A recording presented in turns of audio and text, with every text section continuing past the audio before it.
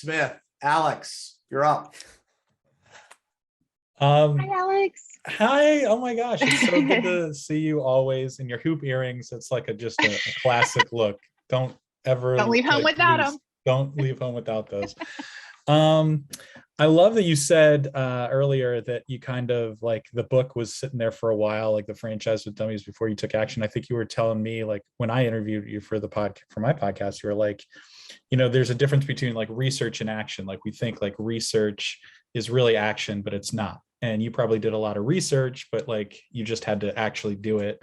And I'm like struggle with like just going for it and doing things. And like I see the calendar next to you. I actually got like BY, like I'm a fan. I'm trying to set out my year and plan my year. I've never gone to this length of planning the buckets in my year. So I guess my question maybe is, kind of, I wanted you to maybe walk us through maybe like the things, like the buckets that you're planning and like the big things you're doing and how you like, think about like moving from research and action and getting off. Yeah, it's a great question, because I think a lot of people get stuck in the thinking about it and really studying it. And it's like, that's great. And it means absolutely nothing. Like, your knowledge in your own brain, doing nothing with it means nothing. You might as well not have been learning. And I say that kind of aggressively, and I mean it aggressively, because I think everybody can do a heck of a lot more if they would just believe in themselves and act on the things that they know and that they love and that they've learned and that they care about.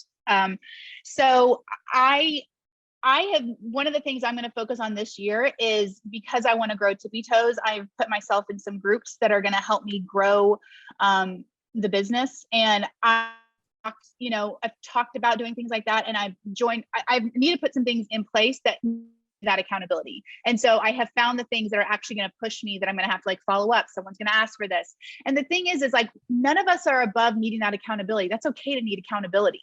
So I think sometimes people think everyone who's motivated or does things, you just think they just have this natural grit to never quit.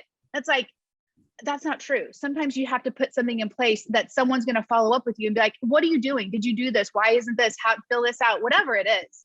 And so that's one of the things I'm doing.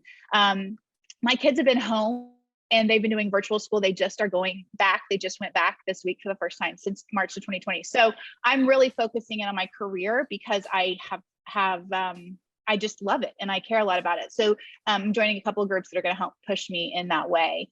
And then the calendar, like I'm putting things on my list of things to do with my family. I've got date nights scheduled for the year. I've got fun outdoor activities with my kids.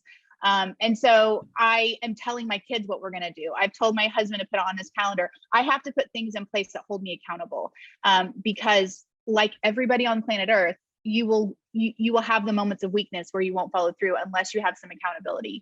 So I think the key is putting yourself in a position to people checking on you and asking you how it's going and putting it out there and not being afraid to put something big on your calendar to go after it. Awesome. Thank you. Thank you.